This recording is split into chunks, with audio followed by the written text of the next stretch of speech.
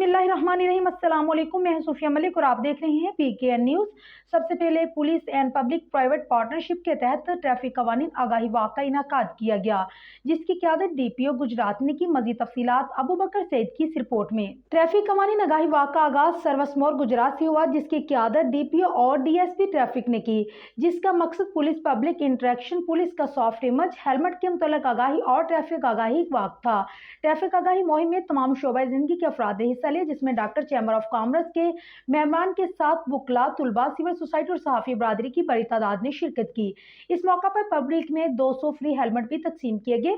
मजीद इस ट्रैफिक आगाही वाक में मोटरसाइकिल सवारों पे और गाड़ियों में जिनके साथ बच्चे थे उनको टॉफियां, फूल और चॉकलेट और जूस भी तकसीम किए गए। गाड़ियों और मोटरसाइकिल ड्राइवर में ट्रैफिक आगाही पंफलेट, धुआं छोड़ने वाली गाड़ियों, one way, over speed loading के पंफलेट भी तकसीम किए गए।